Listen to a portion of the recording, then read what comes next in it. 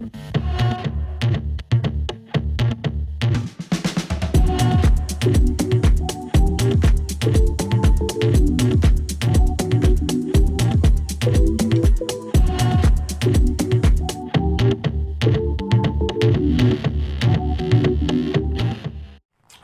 and girls, audiophiles, videophiles, welcome back.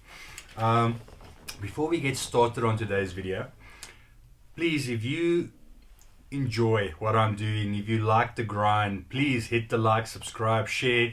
Let's grow the channel. Just allows me to reach higher platforms, cost you nothing, and it just gets me into more doors when it gets to reviewing products, getting the first hands-on and all of that sort of thing. So let's get into today's topic. We got these papers and I did the training a while back already, the new Denon 3800 and 4800H, and I get asked this question a lot, so I want to help you guys out to decide which of these two units are going to be better suited for you.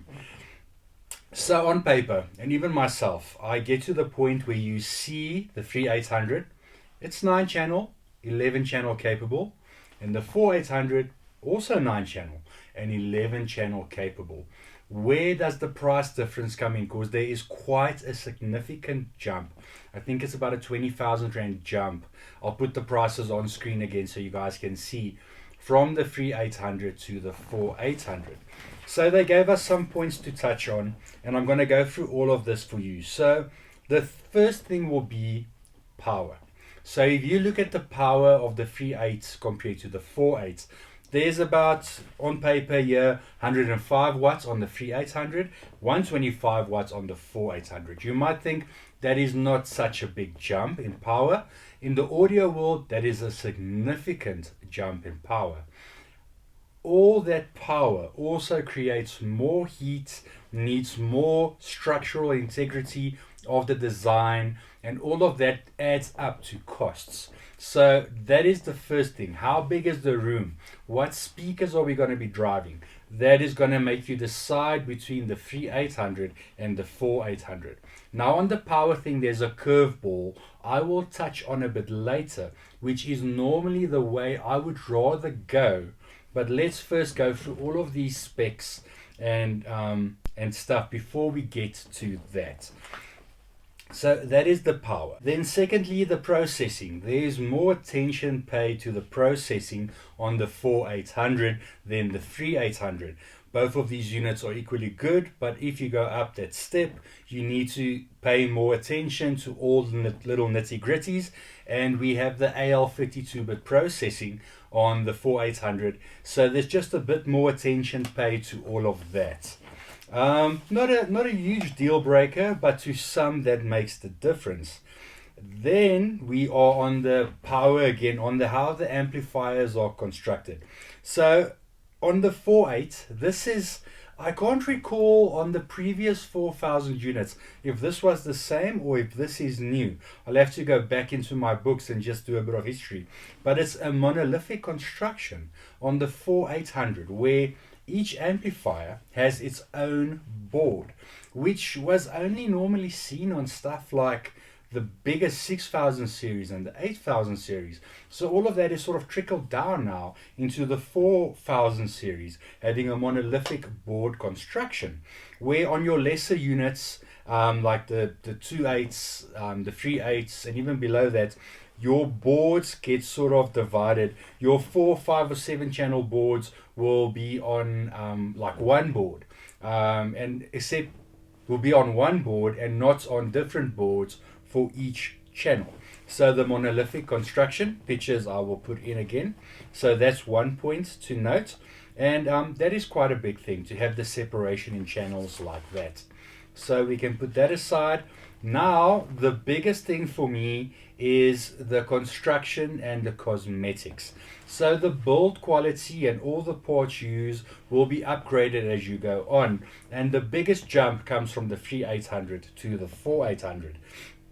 I can show you the paper now, but it'll be better for me to put the pictures on screen. So the 4800 is actually physically made in Japan by hand, hand built, not built by robots, where the lesser units will be designed in Japan but made in China. So they outsource that to save cost, where on the 4.8 they're not trying to save cost, they are implementing the highest level of workmanship. All those amplifier boards need more current, all of that is bigger components, so more attention is paid to the structural integrity and design on the 4800. More aluminiums being used, thicker pieces, all of that, so you have a more beefier, weighty component. And as all audio guys know, if you pick up a unit and it's nice and heavy, that sort of gives you the this is a quality piece. The next thing right off the bat, I said about the made in Japan, the monolithic constructions. The front fascia flip down. So you have the front panel that actually flips down on the 4800, and on the 3800 you do not have that panel.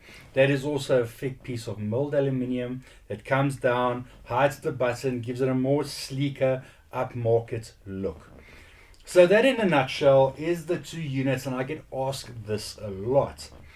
My go-to, I do love the 4800, and if you can, go for that. But if you want to be on a budget, but you don't want to sacrifice the power, both of these units have full pre-outs.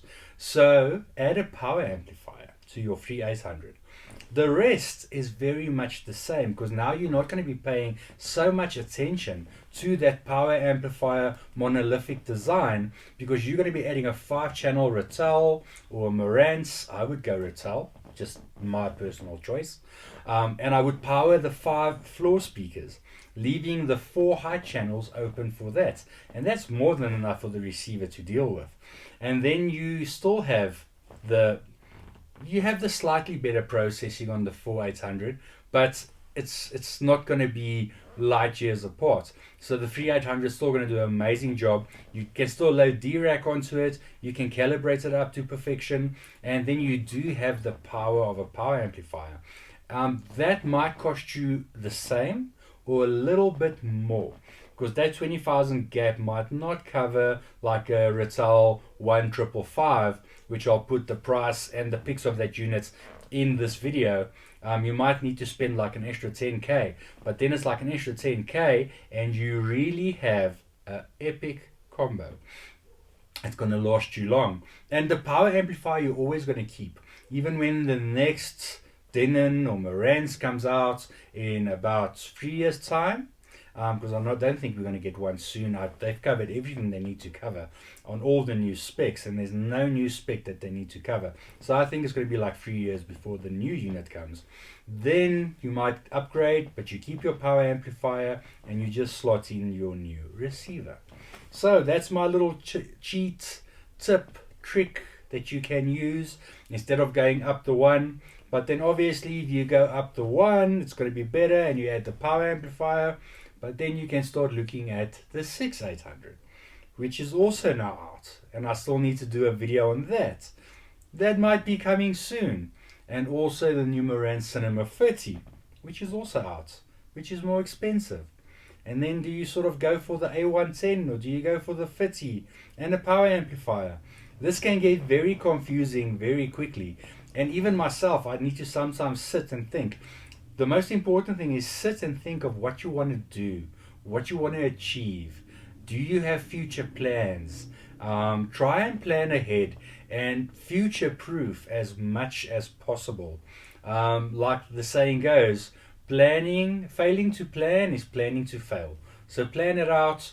I'm trying to help you guys as good as I possibly can, and I hope I did in some margin explain the differences between 3800, 4800, and where you can also go in between. Guys, please like, subscribe, share. Till the next video. Cheers.